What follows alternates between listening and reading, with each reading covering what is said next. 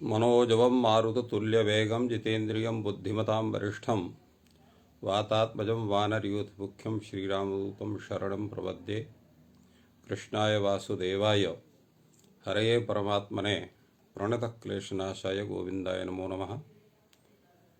संस्कृत शौर्यम इस समूह से संबद्ध सभी विद्वद्गण, सभी शास्त्र प्रेमीगण, सभी शास्त्र जिज्ञासुगण एवं संस्कृत शौर्यम इस समूह के संस्थापक एवं प्रबंधक गण, आप सबको प्रणाम करते हुए, साधुवाद करते हुए आज के इस ज्ञान सत्र को प्रारंभ कर रहे हैं। अभी आपने जो है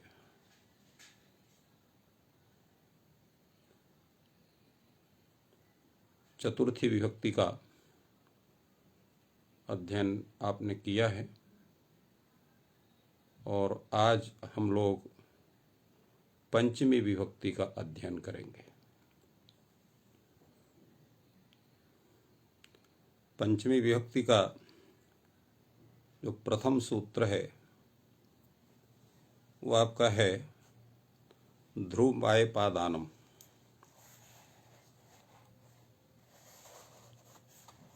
इस सूत्र का अर्थ है, जो वृत्ति हम जिसको हम लोग कहते हैं, अपायो विश्लेषः तस्मिन् साध्ये ध्रुवम अवधिभूतम कारकम अपादानम स्यात्। यहाँ पर तीन शब्द हैं सूत्र में, ध्रुवम, अपायः, अपादानम। अपाये ध्रुवम अपादानम, अगर हम इसका जो है इसका अन्वय करेंगे तो होगा अपाये ध्रुवम अपादानम। अपाय शब्द का अर्थ किया गया है विश्लेष। विश्लेष माने विभाग। अपाय शब्द का अर्थ यहां विभाग किया गया। और जो है ध्रुव का अर्थ यहां अवधिभूत किया गया, इसलिए अपायो विश्लेष तस्मिन् साध्ये ध्रुवम अवधिभूतम कार्यक्रम। सामान्य रूप से ध्रुव शब्द का जो अर्थ होता है, क्योंकि ध्रुव गति स्थैर्यो धातु से अच प्रत्यय करने पर ध्रुव शब्द सिद्ध होता है, जिसका अर्थ होता है स्थिर होना। अथवा ध्रुव स्थैर्य धातु से युगपदज्ञा प्रीतिकरः का इस सूत्र से कह प्रत्यय करने पर भी ध्रुव शब्द होता सिद्ध होता है, जिसका भी अर्थ स्थिर होना होता है, अर्थात जो स्थिर हो और स्थिर से विभाग होता हो। अपाय शब्द का अर्थ होता है विभाग जनक व्यापार। तो विभाग जनक व्यापार को अपाय कहते हैं। तो अपाय के साध्य रहने पर जो है, जो ध्रुव है उसकी अपादान संज्ञा होती है। ध्रुव जो कारक, उसकी अपादान संज्ञा होती है। यहां ध्रुवम का अवधिभूतम अर्थ क्यों किया गया? ध्रुव का अर्थ अगर स्थिर ही रखते या ध्रुवम अवधिभूतम, यहां पर अवधिभूतम ध्रुवम ऐसा कर दिया जाए तो क्या हानि है? इस पर थोड़ा सा विचार करना आवश्यक है। व्यवहार में हम देखते हैं कि जो विश्लेष है, विभाग है, वह केवल स्थिर स्थान से ही नहीं होता है, अस्थिर स्थान से भी वो देखा जाता है। जैसे वृक्षात् पतति कहते हैं, तो वृक्ष तो स्थिर है, तो वहां पर तो काम चल जाएगा अगर ध्रुव का हम स्थिर अर्थ लेते हैं। किंतु अश्वात पतति, यानात पतति, तो यान तो चल रहा है, तो उसमें यान की या अश्व की उनकी अपादान संज्ञा नहीं होगी, क्योंकि वो ध्रुवत्व तो उसमें नहीं। अब यहां पर और भी कई स्वरूप होते हैं, जैसे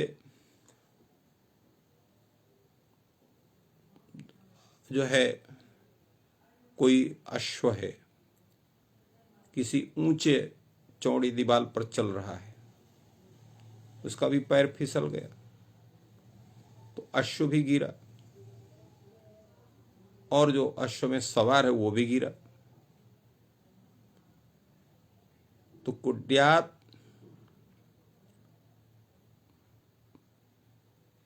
पतितात अश्वात पतति, ये पूरा वाक्य होगा। कुड्यात पतितात अश्वात पतति।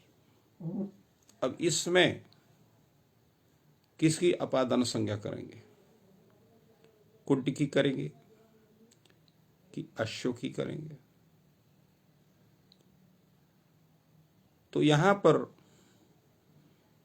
जो है जिससे जिसका विश्लेष हो रहा है तद अवधिभूत कारक की वहां पर अपादान संज्ञा होगी। जैसे यहां पर कुड्य से विश्लेष किसका हो रहा है? अश्व का हो रहा है। तो यहां पर अश्व निरूपित विश्लेषाश्रय जो कुड्य है, उस कुड्य की अपादान संज्ञा होगी, वहां पर वो अवधिभूत माना जाएगा। और जो देवदत्तादि है, जो अश्व से गिर रहा है, तो तनिरूपित अवधित्व अश्व में होगा, इसलिए अश्व की वहां पर अपादान संज्ञा होगी। तात्पर्य हुआ कि जो भी यह निरूपित विश्लेषत्व होगा तथाभूत जो अवधिभूत कारक है उसकी अपादान संज्ञा होगी। तो वृक्षात पतति, पर्वतात पतति, यहाँ पर तो ध्रुव अर्थात स्थिर रूप अवधि हमको मिल सकती है, क्योंकि धावतः अश्वात पतति या कुड्यात पतितात अश्वात पतति, इन स्थलों में हमको दोनों का स्वरूप मिलता है। कुड्य जहां पर वहां ध्रुव है, वहां अश्व जो है वो अध्रुव है, इसलिए सामान्य रूप से अवधिभूत कारक के रूप में हम ध्रुव शब्द की व्याख्या करते हैं। इसलिए मूलकार ने लिखा ध्रुवम अवधिभूतम कारकम। एक और समस्या वाला एक शब्द उपस्थित होता है, दो मेष। मेष वो हैं जिनके बालों से आप लोग ऊन बनाते हैं, ऊनी कपड़े पहनते हैं, उनको मेष कहते हैं। स्थानीय भाषा में उनका सबका अलग अलग, कहीं भेड़ भी उसको कहा जाता है। मेष संस्कृत नाम है, हिंदी में उसको भेड़ कहते हैं, कहीं उसको वृक भी कहते हैं, कई स्थलों में भिन्न भिन्न नाम हो सकते हैं। तो वो जब आपस में लड़ते हैं तो उनके लड़ने का तरीका थोड़ा सा अन्य प्राणियों की अपेक्षा भिन्न होता है। वो दोनों पहले पीछे हटते हैं और फिर दौड़ करके आपस में सिर में टक्कर मारते हैं, और फिर दौड़ करके पीछे जाते हैं, फिर टक्कर मारते हैं। तो अब यहां पर दोनों का पार्थक्य हो रहा है। प्रथम में से द्वितीय मेष का विश्लेष हो रहा है, और द्वितीय विश्लेष से प्रथम मेष का विश्लेष हो रहा है। तो इसमें अवधिभूत किसको माना जाए? प्रयोग है परस्परात मेषाउ अपसरतः, ये प्रयोग है वहां पर। तो परस्परात मेषौ अपसरतः में यह प्रयोग कैसे बनेगा? क्योंकि दोनों हट रहे हैं। तो ऐसे स्थिति में शास्त्रकारों ने यह बतलाया कि दोनों जो मेष हैं वो यद्यपि अध्रुव हैं और दोनों का पार्थक्य एक से एक हो रहा है, तो इसलिए प्रथम मेष की जो वहां पर अपसरण क्रिया है तन्निरूपित अवधित्व द्वितीय मेष में निर्धारित करेंगे। इसी प्रकार द्वितीय मेषकृत जो अपसरण क्रिया है तन्निरूपित अवधित्व प्रथम मेष में निश्चित करके परस्परावपसरता ये प्रयोग की भी सिद्धि होती है। तो इस तरह से संक्षेप में प्रत्येक जो अवधिभूत हैं वो हमारे सामने दोनों तरह से उपस्थित होते हैं। चल के रूप में भी हो सकते हैं, अचल के रूप में भी हो सकते हैं। इस कारण से सामान्य रूप से यहाँ पर अवधिभूतम कारकम अपादानम स्यात् यह अर्थ किया गया। तो अपाय अर्थात विश्लेष का तात्पर्य हो गया यहाँ पर विभागजनक व्यापार। तस्मिन साध्य उसके साध्य रहने पर ध्रुव अर्थात अवधिभूत जो कारक उसकी अपादान संज्ञा होती है। सूत्र है आपका पंचमी विभक्ति करने वाला अपादाने पंचमी। यहां पर भी दो प्रयोग आए हुए हैं। ग्रामात आयाति धावतः अश्वात् पतति। प्रथम उदाहरण स्थिर अवधि का है और दूसरा उदाहरण चल अवधि का है। यहां धावत अश्व ये चल अवधिभूत है और ग्राम ये अचल अवधिभूत है। यहां पर विश्लेष साध्य होने से कारक ग्राम की, ग्रामात आयात इस स्थल में और धावतः अश्वात में अश्व की, इसकी अपादान संज्ञा होती है। और यल्लिंगकम विशेषम तल्लिंगकम विशेषणम।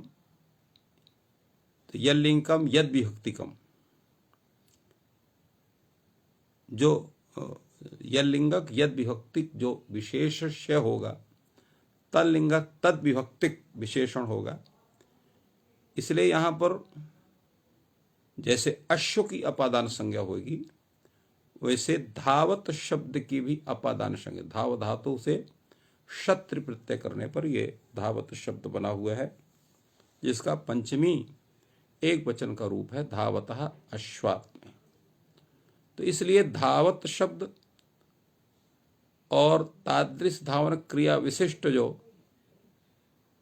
यहां पर अश्व शब्द है दोनों की अपादान संज्ञा होती है।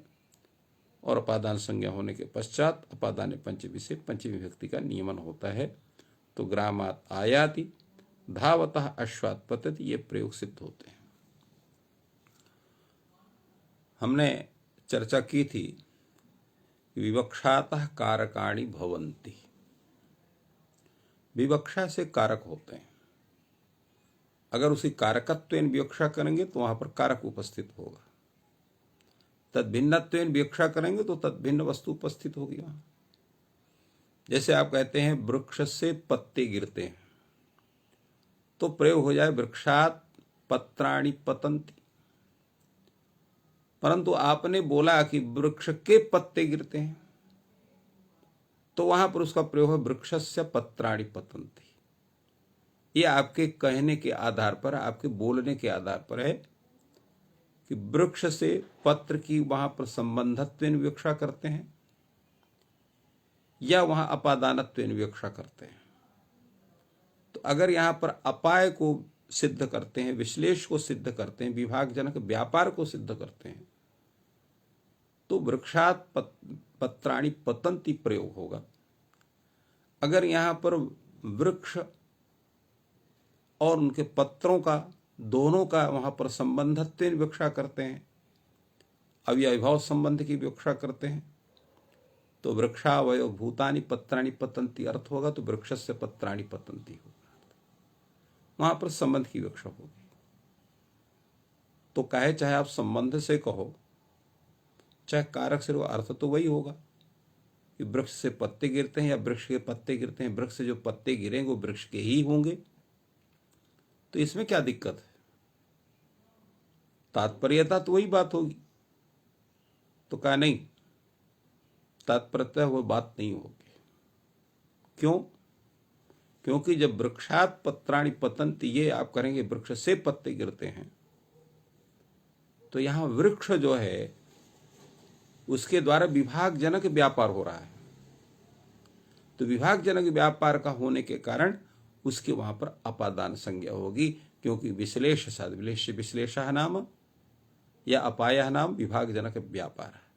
तो विभागजनक व्यापार करता कौन हो रहा है? पत्र हो रहा है, उसके द्वारा विभाग बन रहा है, ओ वृक्ष हो रहा है। इसलिए वृक्ष की वहां अवधिभूत वृक्ष की वहां अपादान संज्ञा होती है। किंतु जब वृक्ष से पत्राणि पतंती है, वृक्ष के पत्ते गिरते हैं, जब आप ऐसा बोलेंगे तो वहां पर संबंधत्व विवक्षा होती है। इसलिए यहां पर कारकम कहा।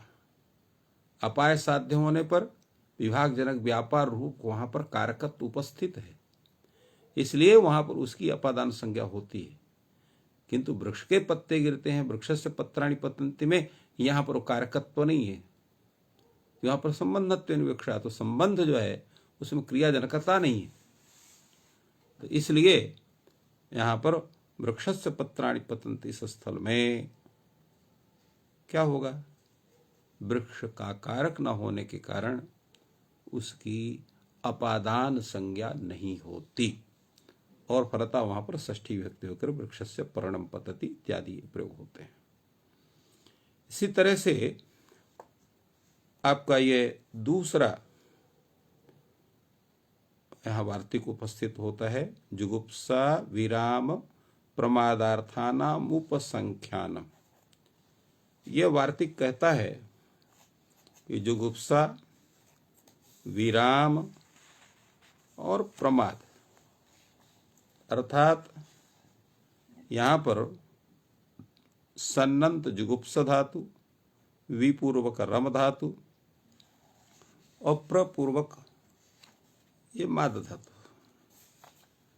इनके प्रयोग में विद्यमान जो आपका ये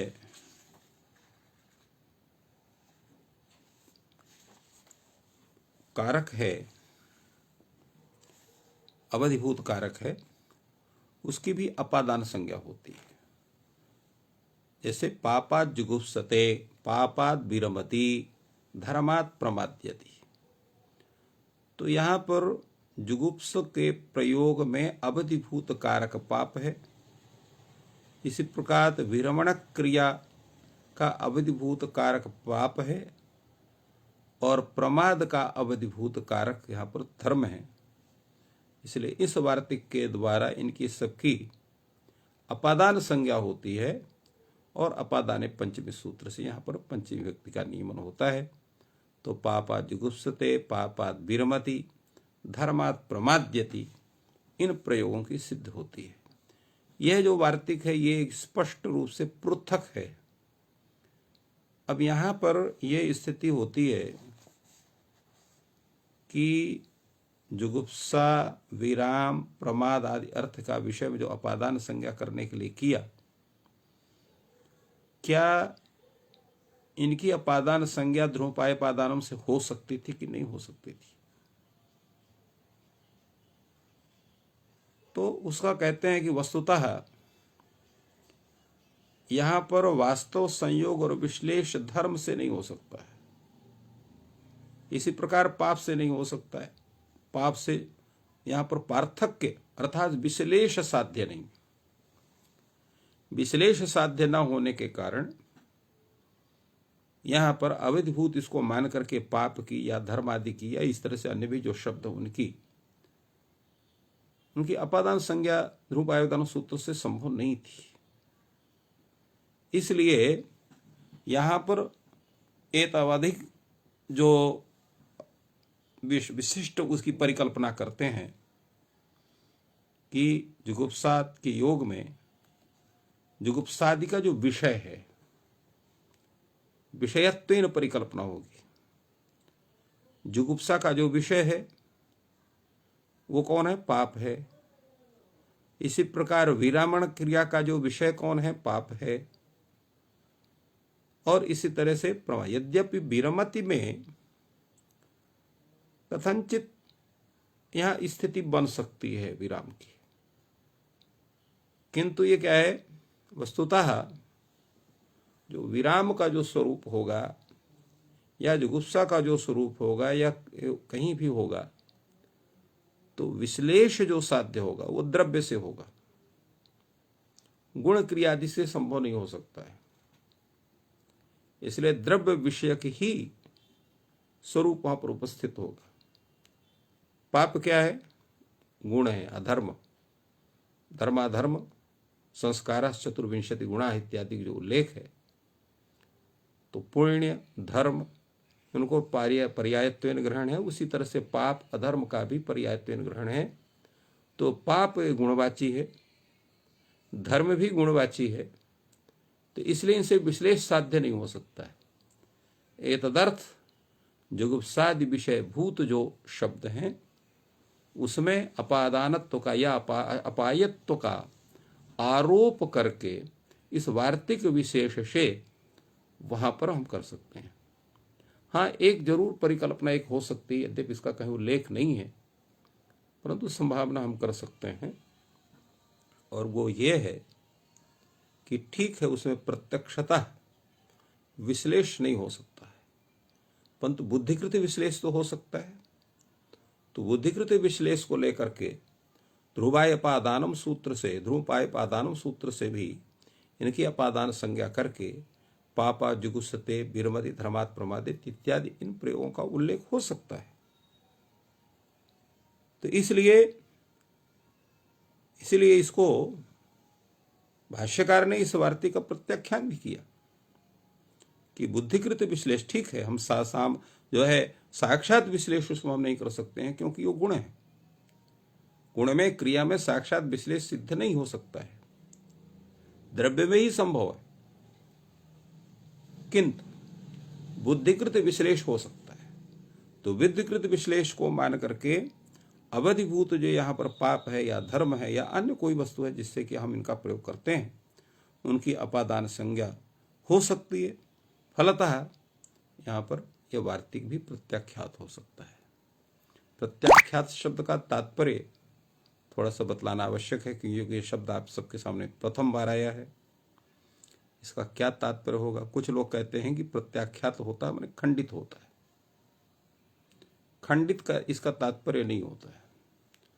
प्रत्याख्यात का मतलब यह होता है, प्रत्याख्यात के विषय में एक शब्द प्रचलित है हम लोगों के यहाँ, फलैके प्रत्याख्यानम न तु फल भेदे। तात्पर्य क्या है कि जहां पर सूक्ष्म उपाय का भी उल्लेख हो जाए तो वहां जो स्थूल उपाय है वो एक ढंग से अनावश्यक जैसे हो जाता है। स्थूल उपाय क्या है यहां पर कि जहां द्रव्य रूप अवधिभूत कारक है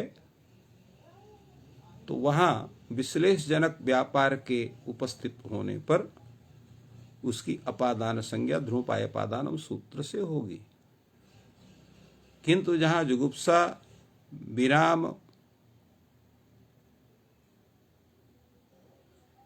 और प्रमाद आदि विषय हैं, जहां विषयी भाव उपस्थित हो रहा है, अर्थात गुणकृत विचार जहां पर विश्लेष हो रहा है, तो वो विश्लेष प्रत्यक्ष रूप से सिद्ध न होने के कारण वहां ध्रुवायपादानम सूत्र की उपस्थिति नहीं बनेगी। इसलिए वहां पर अपादान संज्ञा करने के लिए जुगुप्सा विराम प्रमाद्यर्थानम उपसंख्यान इस वार्तिक को वार्तिकार ने उपस्थापित किया। उस पर विचार किया गया कि उससे भी सूक्ष्म कौन हो गया। सूक्ष्म ये हो गया कि हमको ये वार्तिक की भी आवश्यकता अगर ना हो, ये क्या उपाय हो सकता है। तो उसमें कहा गया कि स्थूल स्थल में प्रत्यक्षतः द्रव्य में विश्लेष की उपस्थिति बन सकती है, किंतु गुण क्रियादि में बुद्धिकृत विश्लेष बन सकता है। इसलिए बुद्धिकृत विश्लेष के आधार पर उनकी भी अपादान संज्ञा हम ध्रुवापादान सूत्र से कर सकते हैं।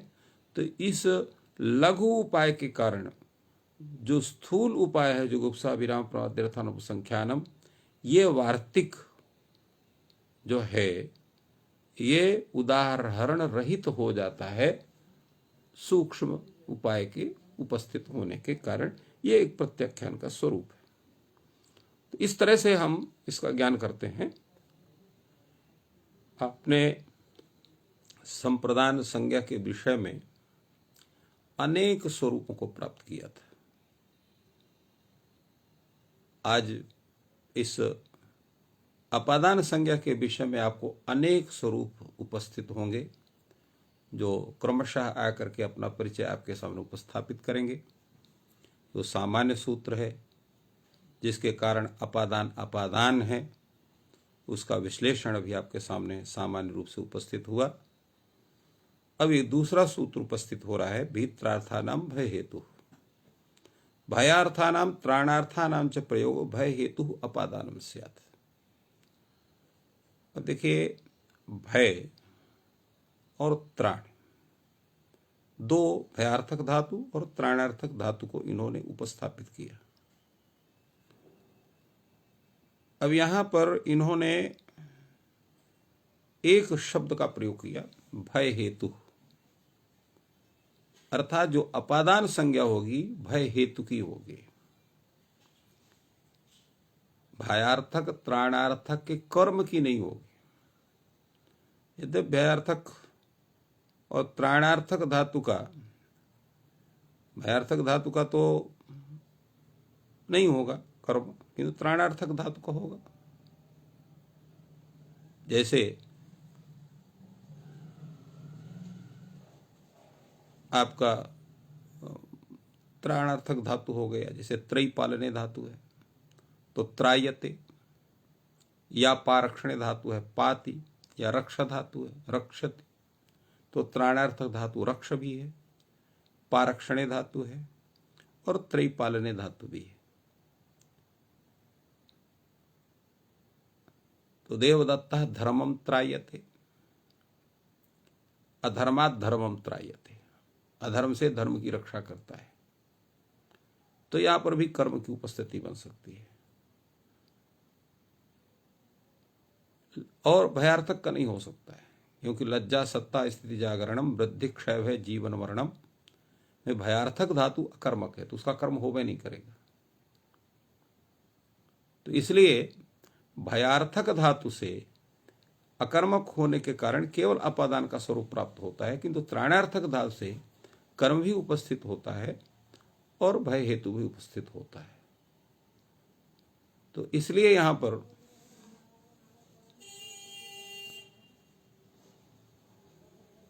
जो भय का, भयार्थक और त्राणार्थक दोनों का प्रयोग है भीत्रार्थानाम में। और जो त्राण जो होता है वो भी भय के हेतु से ही होता है, और भय भी भय हेतु से होता है। इसलिए उभय निरूपित जो हेतु है वो एक होने के कारण भय हेतु को यहां पर दोनों का के विषय में इन्होंने अवधि को माना। तो भयार्थक धातु और त्राणार्थक धातु के प्रयोग में जो भय का हेतु है उसकी अपादान संज्ञा होती है। यहां पर जो है भय का हेतु का तात्पर्य क्या हुआ कि भय की उपस्थिति में, भय की उत्पत्ति में जो हेतु बनता हो, कारण बनता हो, उसकी अपादान संज्ञा होती है। जैसे प्रयोग यहां पर चोरात विभेति, तो चोर से, ये चोर यहां पर भय का हेतु है। ये चोर आघात भी कर सकता है, शरीर का भी आघात कर सकता है, धन आदि का आघात तो करता ही है। तो इसलिए आघात का हेतु यहां पर चोर है। इसी प्रकार जिससे भय है उसी से त्राण भी होता है। तो इसलिए चोरात्रायते में भी यहां पर भय का हेतु चोर है। तो भय हेतु से रक्षण, तो इन दोनों में अर्थात भयार्थक धातु के प्रयोग में, त्राणार्थक धातु के प्रयोग में जो भय का हेतु है उसकी अपादान संज्ञा इस सूत्र से होती है। और अपादाने पंच से पंच विभक्ति का नियमन करने पर चोरात विभेति चोरात त्रायते यह रूप होता है। सूत्र में जो भय हेतु है उसका पदकृत्य कर रहे हैं। भय हेतु किम अरण्य विभेति अरण्य त्रायते। अरण्य का तात्पर्य क्या है? तो अरण्य का तात्पर्य है कि जो है वृक्षादि समूह जहां पर हो उसको हम अरण्य कहते हैं। जहां पर अनेक वृक्ष हैं, ऐसा जो स्थल विशेष है उसको हम अरण्य शब्द से कहते हैं। तो अरण्य जो है वो भय का विषय नहीं होता है।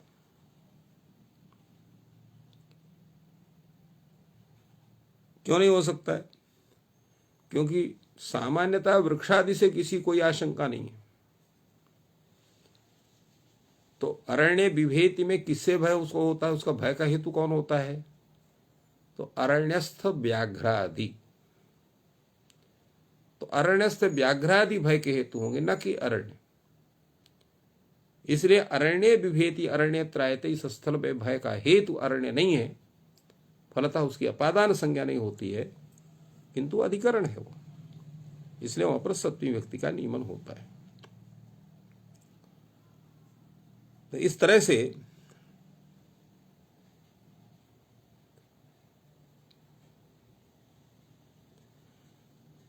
यहां पर भी प्रश्न ये होता है, सिर्फ चोर से उसको भय होता है, चोर से उसका त्राण होता है, तो यहां पर भी अवधिभूत मान करके चोर को और रूपायपादान सूत्र से ही उसकी अपादान संज्ञा हो जाए। तो यहां पर भी स्थिति वही है कि भय और त्राण ये क्या है? क्रिया विशेष। क्रिया विशेष में साक्षात विश्लेष साध्य नहीं हो सकता है। इस कारण से यहां पर पृथकता इस सूत्र की रचना पाणिनि की, और भयार्थक त्राणार्थक धातु के योग में, प्रयोग में भय का जो हेतु उसकी अपादान संज्ञा होती है। यदि बुद्धि परिकल्पित हम अपादानत की विवक्षा करते हैं तो ध्रुपायपादान सूत्र से भी कार्य सिद्ध हो सकता है।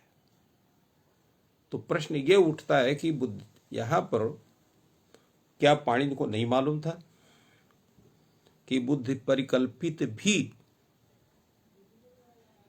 विश्लेष बन सकता है? अगर नहीं मालूम था तो फिर, यदि मालूम था तो फिर ये सूत्र क्यों किया गया? नहीं मालूम था तो ठीक है, ये सूत्र उन्होंने किया, किंतु यदि उनको मालूम था तो फिर सूत्र क्यों किया? एक ये भी प्रश्न उपस्थित हो सकता है।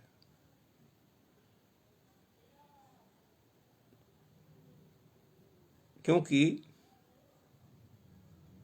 अगर यहां पर अर्थ इसका हम यह करते हैं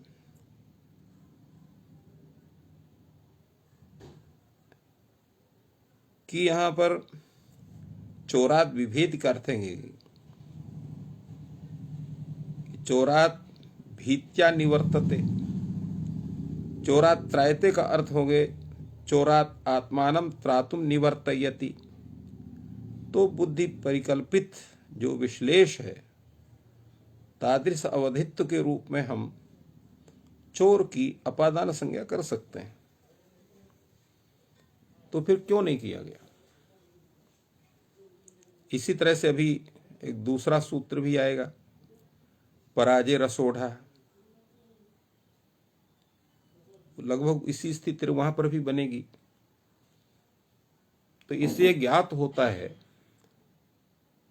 कि क्रियाकृत विश्लेष में बुद्धि परिकल्पित स्वरूप का आश्रयण नहीं होता है। क्यों नहीं होता है? क्योंकि बुद्धि का जो स्वरूप है वहीं पर उपस्थित होगा जहां बुद्धि से उसके संपूर्ण स्वरूप की उपस्थिति बनती हो, ज्ञात होता हो पदार्थ। भाष्यकार ने कहा क्रिया अत्यंता अपरिदृष्टा का, क्रिया का साक्षात पूर्ण ज्ञान संभव नहीं। कितने समय प्रारंभ होगी, कितने समय समाप्ति होगी, वहां पर फल के आधार पर हम क्रिया के स्वरूप, फल सिद्धि के आधार पर क्रिया के स्वरूप का हम अवच्छेदक रूप में ग्रहण करते हैं, किंतु पूर्ण क्रिया का साक्षात्कार हम नहीं कर सकते हैं। जैसे ओदन में विकृति होती, तो ओदन में विकृति जो हो रही है, जो विक्लेदन, जो व्यापार हो रहा है, उसको आप ओदन के देख के तो ज्ञान करेंगे। विक्लेदन का होने के जो व्यापार का, उसका साक्षात्कार आप नहीं कर सकते हो। तो जिसका साक्षात्कार ही आप नहीं कर सकते हो, उसका बुद्धि से परिकल्पना कैसे कर सकते हो? संभवतः ये बात पाणिनि को मालूम थी, इसलिए पाणिनि ने वृत्रार्थानाम भय हेतु सूत्र को पृथक रूप से उपस्थित किया। बुद्धि परिकल्पित अवधित्व को स्वीकार करके, अपादानत्व को, विश्लेष को स्वीकार करके अविधिभूत कारक की उन्होंने अपादान संज्ञा ध्रुपायपादान सूत्र से नहीं की। ये इनके सूत्र के प्रणयन से यह ज्ञात होता है। बुद्धि कर परिकल्पित अपादानत्व नहीं हो सकता है, ऐसा उनको अज्ञान इसका नहीं था, क्योंकि वो ऋषि है। ऋषि को कभी भी जो है, उनको किसी भी वस्तु का अज्ञान नहीं होता है। सर्व वस्तु साक्षात्कारवत्ता ही ऋषित्व का स्वरूप है। ऋषि दर्शनात्, अर्थात संपूर्ण वस्तु का दृष्टा होता है। तो इस तरह से इसका समाधान हो सकता है। अगला सूत्र आपका है पराजय रसोढ़। पराजय प्रयोगे असह्य अर्थ अपादानम स्यात्। देखिए, प्रथम सूत्र जो सामान्य सूत्र है, उसमें विश्लेष साध्य रहने पर अविधिभूत कारक की अपादान संज्ञा हुई है, और भीतरार्था नाम भय हेतु सूत्र से भय हेतु की अपादान संज्ञा हुई है। अभी आपके सामने दो अपादान उपस्थित हुए हैं। जुगुप्सा विराम इत्यादि वार्तिक के अगर इसका भी हम इसके साथ गणना करते हैं तो जुगुप्सादि विषय भूत की अपादान संज्ञा होती है। अब ये तीसरा जो सूत्र उपस्थित हो रहा है, ये कह रहा है पराजय रसोढ़, पराजय प्रयोगे असह्य अर्थ अपादानम स्यात्, अर्थात असह्य अर्थ की अपादान संज्ञा होती है। ये तीसरा और वार्तिक को लेकर के चौथा इसका स्वरूप अपादान आपके सामने उपस्थित हो रहा है। ये कह रहा है अध्ययनात् पराजयते ग्लायति इत्यर्थ। यहां पर भी क्रिया का स्वरूप है, अध्ययन से पराजित होता है। अध्ययन से पराजित का मतलब क्या होता है? आप देखिए, संसार में सबसे कठिन पढ़ना लिखना है। अगर ऐसा ना होता तो संसार के सभी लोग विद्वान होते या विशेषज्ञ होते, तो सब विशेषज्ञ नहीं हो पाते हैं। आज भी स्थिति है, ग्राम को छोड़ दीजिए, नगरों में बहुत से लोग हैं जिनको अक्षर का भी ज्ञान नहीं है। क्यों? उनकी प्रवृत्ति नहीं बन पाती, उनमें उनका लगाव नहीं होता है, इच्छा नहीं होती है। वही अध्ययन से पराजय का स्वरूप होता है। तात्पर्य जिस विषय को हम सहन नहीं कर पाते, वह वस्तु हमारे लिए असह्य है।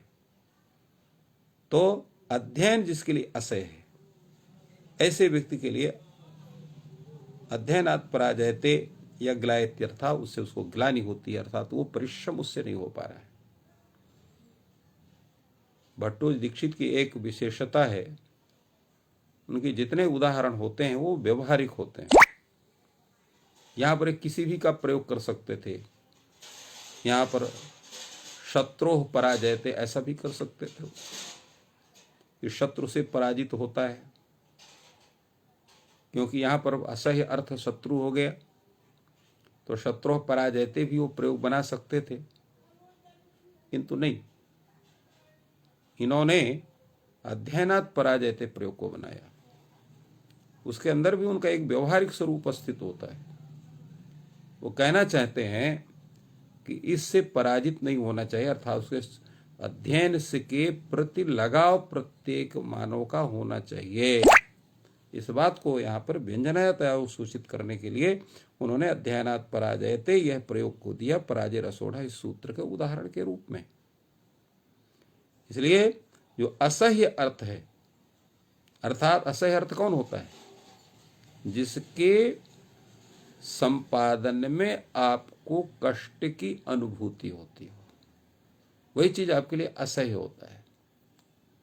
इसलिए अध्ययनात् पराजयते में असह्य अर्थ यहां पर अध्ययन है। तद्वाचक शब्द अध्ययन से कि अपादान संज्ञा इस सूत्र से होती है, और अपादाने पंचमी सूत्र से पंचमी व्यक्ति का नियमन करने पर ये अध्ययनात् पराजयते। असोढ़ किम शत्रून् पराजयते, जो शत्रु बलवत शत्रु नहीं है, आपके सामर्थ्य के अंदर ही वो शत्रु का सामर्थ्य है, तो वहां पर शत्रून् पराजयते में यहाँ शत्रु जो है वो असह्य अर्थ नहीं है। तो असह्य अर्थ ना होने के कारण, असोढ़ ना होने के कारण यह परापूर्वक जी धातु को कर्म बनता है। फलतः उसकी कर्तृस्तम कर्म सूत्र से कर्म संज्ञा होने से कर्मणि तृतीया से तृतीया होकर के शत्रून् पराजयते यह रूप होता है। पराजयते का अर्थ अभिभवती इत्यर्थ, अर्थात उनको अभिभवन करता, उनको पराजित करता है। अब अगला प्रयोग आ रहा है वारणार्थानाम ईप्सितः। वारणार्थानाम ईप्सितः में वारणार्थक धातु के प्रयोग में जो ईप्सित अर्थ है उसकी अपादान संज्ञा होती है। वारणार्थानाम धातूनाम प्रयोगे ईप्सितोर्थः अपादानम स्यात्। पहला अपादान है अवधिभूत कारक, दूसरा अपादान है भय हेतु, तीसरा अपादान है असह्य अर्थ, अब चौथा अपादान है ईप्सित अर्थ। तो ईप्सित अर्थ की अपादान संज्ञा होती कब? वारणार्थानाम धातूनाम प्रयोगे, वारणार्थक धातु के प्रयोग में। वारणार्थ, वारण का मतलब क्या होता है? प्रवृत्ति विघातः वारणम, अर्थात प्रवृत्ति को बाधित करना। प्रवृत्ति को बाधित करना वारण कहलाता है। और तादृश वारणार्थक अर्थात प्रवृत्ति विघातक अर्थक धातु के प्रयोग में जो ईप्सित अर्थ है उसकी अपादान संज्ञा होती है। प्रयोग है यवेभ्यो गाम वारयति। तो यवेभ्यो गाम वारयति, यव का क्षेत्र है, खेत है, जो उसमें बड़े बड़े हो गए हैं, गाय वहां पर चरने के लिए गई है। तो इसलिए यहां पर यव जो है, यव का रक्षण, वो क्षेत्रपति के लिए अभिलषित है। तो वारणक क्रिया के द्वारा अभिलषित यहां पर कौन है? यव। और अत्यंत अभिलषित कौन है? गाय। अत्यंत अभिलषित होने से कर्तृस्तम कर्म सूत्र के द्वारा गो की कर्म संज्ञा होती है, और अभिलषित जो यव है उसकी अपादान संज्ञा होती है। वर्णार्थानाम ईप्सितः, तो वर्णार्थक धातु के प्रयोग में ईप्सितर्थ जो यव है उसकी अपादान संज्ञा होती है। इसलिए यवेभ्यो गाम वारयति, यह प्रयोग सिद्ध होता है। ईप्सितः किम यवेभ्यो गाम वारयति क्षेत्रे, तो यहां पर गो ईप्सिततम है, यव ईप्सित है, और क्षेत्र क्या है? न तो ईप्सित है न तो ईप्सिततम है, और अनीप्सित भी नहीं, क्योंकि अनीप्सित होता तब भी उसकी कर्म संज्ञा हो जाती। तो ये क्या है? ये अधिकरणत्वेन विवक्षित है, अधिकरण है। तो इसलिए अधिकरण की कर्म संज्ञा यहां पर नहीं होती है। क्यों नहीं होती है? क्योंकि ये न तो ये ईप्सित नहीं है, इसलिए इसमें अधिकरण की इसकी जो है अधिकरण संज्ञा होने से क्षेत्र की, और सप्तम में अधिकरणेचा सूत्र सप्तमी विभक्ति होती है। यह विभोग गाम वारयति क्षेत्र। अगला जो अपादान है वो और थोड़ा सा एक पृथक स्वरूप में उपस्थित हो रहा है। अंतर्धौ येना दर्शनम इच्छति। अंतर्धि का अर्थ होता है व्यवधान। अंतर्धौ व्यवधाने सति, अंतः अंतः धीयते इति अंतर्धि। उपसर्गे घोह की, अंतर की इसकी उपसर्ग संज्ञा होती है। अंतस्यांक विधणत्येषु उपसर्गत्वं वाच्यम, से अंतर शब्द को उपसर्ग संज्ञा होती है की विधि की कर्तव्यता में, और उपसर्ग हो किसी की प्रत्यय होकर के अंतर्धि शब्द बनता है। तो अंतर्धि का अर्थ होता है व्यवधानौ सत्याम, व्यवधाने सति, अंतर्धि। तो व्यवधान रहने पर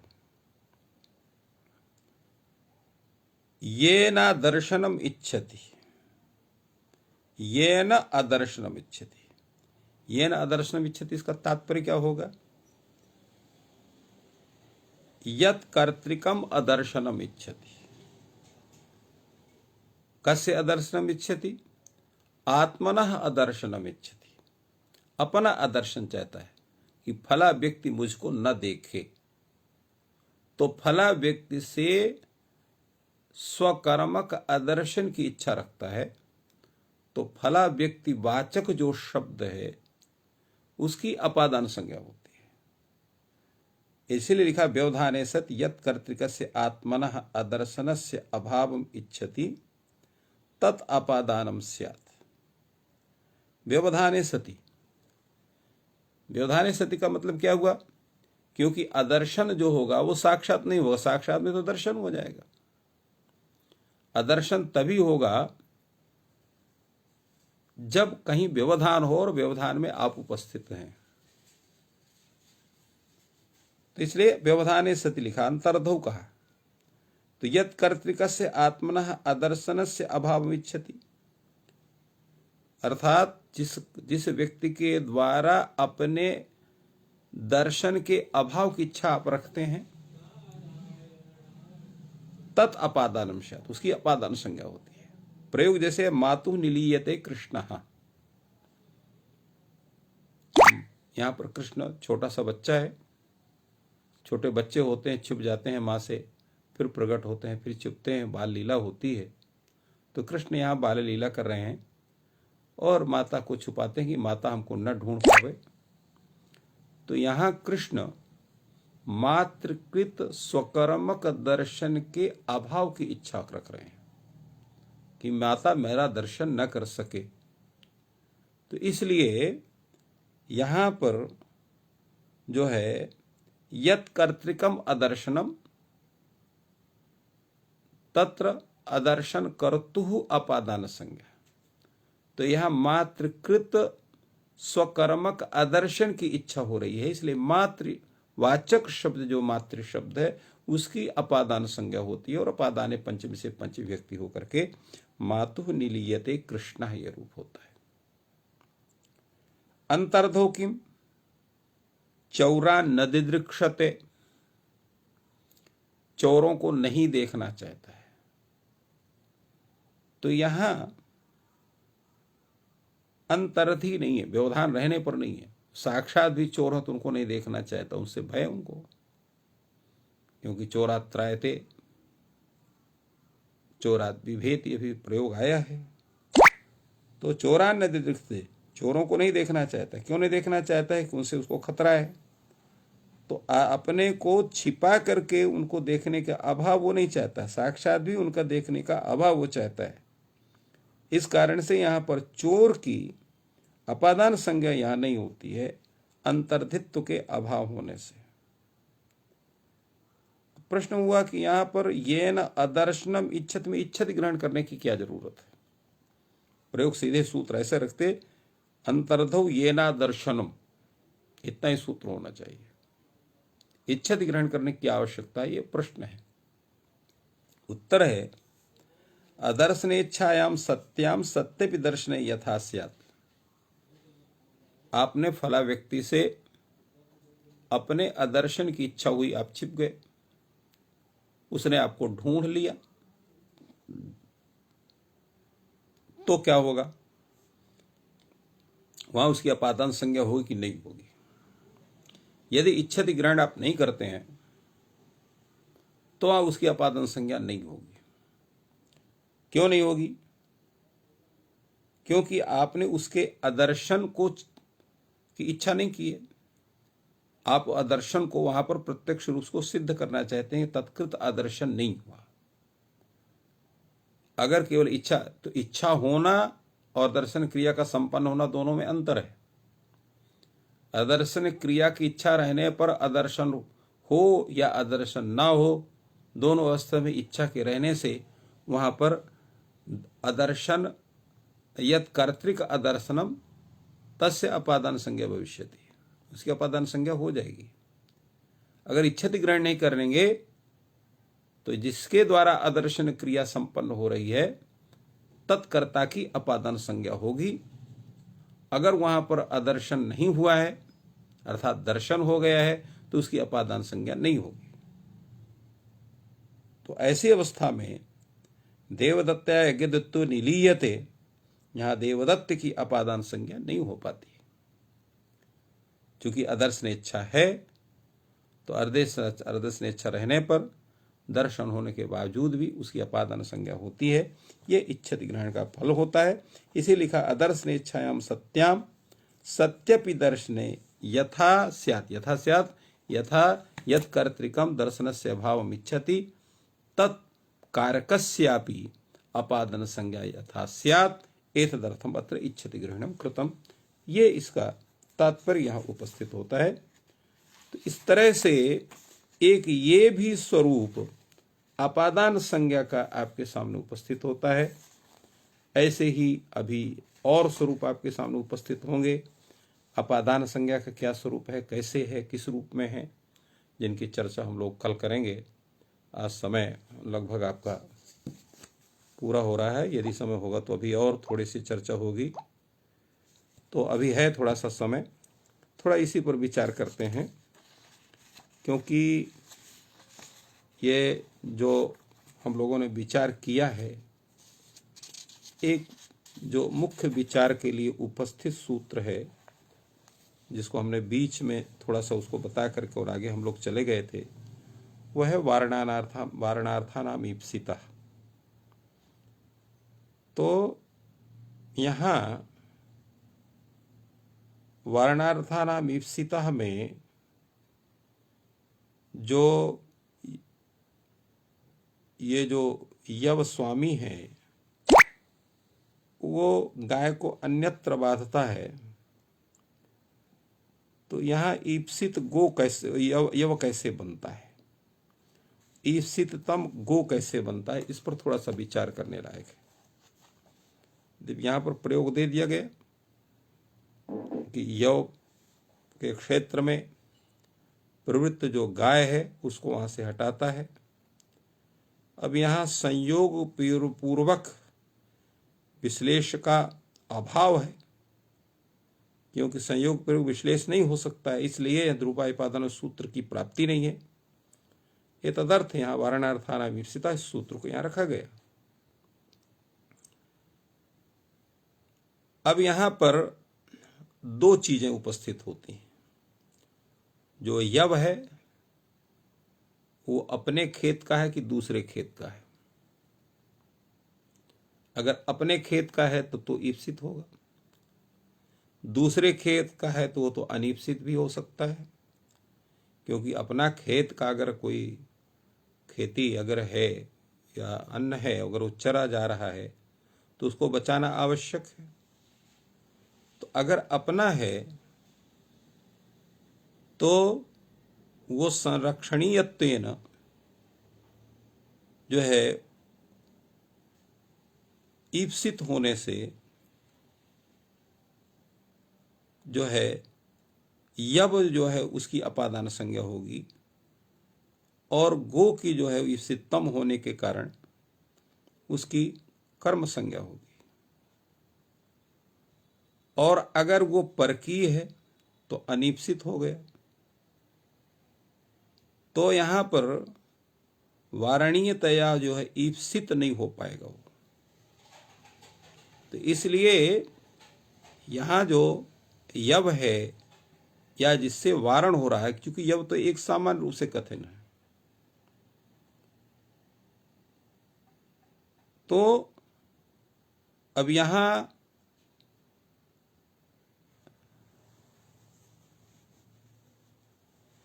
जो है गो की अपादान संज्ञा किससे होगी, ओ कर्म संज्ञा किससे होगी। तो जहां यव ईप्सित है और गो अनीप्सित है, दो स्वरूप उपस्थित होंगे। क्योंकि ईप्सित और अनीप्सित, ईप्सितम की उपस्थिति यहां नहीं शास्त्रकार मान रहे हैं। यह विभोग गाम वारयति में यहां पर तो है, एक ईप्सित एक अनीप्सित। यदि यव स्वकीय है तो यव ईप्सित है, अनीप्सित गो है। तो ऐसी अवस्था में यव की अपादान संज्ञा वर्णार्थानाम ईप्सिता सूत्र से होगी, और गो की जो कर्म संज्ञा है वो तथा एकदम चानिस्तम सूत्र से गो की कर्म संज्ञा होगी। और यदि यव जो है परकीय है, गौ स्वकीय है, तो यहां पर वारण जो है वो असंभावित है। तो इसलिए यहां पर यह प्रयोग नहीं बनेगा, ऐसा कुछ लोग कथन है। कुछ लोग कथन ये है, ठीक है यव परकीय है, किंतु परकीय होने के बावजूद भी उसका नाश करना वो भी अधर्म है। तो अधर्म होने के कारण यव को बचाना ईप्सित हो जाता है, गो को बचाना अनीप्सित होता है। तो परकीय अवस्था में अधर्म के भय से यव रक्षण आवश्यक होता है। दूसरी ये भी है कि जैसे ये माना जाता है अद्भिर बिना ग्लायमाना येप्ते प्राणिनः, तो प्राणी का नाश भी अधर्म कारक होता है। इसलिए जो हरी खेती है उसको काटना भी अधर्म माना जाता है, या उसका नाश करना या कराना अधर्म माना जाता है। तो यव नाशो मा भूत अन्यथा अधर्म स्यात् इति बुद्ध्या इति धिया, इस बुद्धि से यव के रक्षण हेतु यवेभ्यो गाम वारयति ये प्रयोग हो सकता है। तो इस तरह से दोनों स्थिति बन सकती है। दूसरा एक और भी इसकी स्थिति ये बन सकती है कि जो यव स्वामी है वो गाय को अपहरण कर उसको बांध सकता है, गोस्वामी को दंड दे सकता है। तो इतनी परिस्थितियां उत्पन्न न हो, एतदर्थ यव के रक्षण के हेतु भी जो यव है वो ईप्सित है, और ईप्सित होने के कारण उसकी अपादान संज्ञा होती है। और गाय जो है अगर स्वकीय है, उसकी बाधक की निवृत्ति के लिए वो जो है इष्टतम होती है, इसलिए उसकी इष्टतम मान करके कर्तृष्टतम कर्म से कर्म संज्ञा होती है। तो इस तरह से अनेक विचार इसमें उपस्थित होते हैं, और भी इसमें बहुत से विचार हैं जिनको हम संक्षेप में ही आपके सामने उपस्थित कर रहे हैं, क्योंकि विशेष विचार से फिर एक दिन का पूरा पाठ उसी का होगा। एतदर्थ यहीं पर संक्षेप में विचार करते हुए और आज के इस अध्ययन सत्र को यहीं पर विराम देते हैं। आप सबको बहुत बहुत धन्यवाद। जयतु संस्कृतम, जयतु भारतम।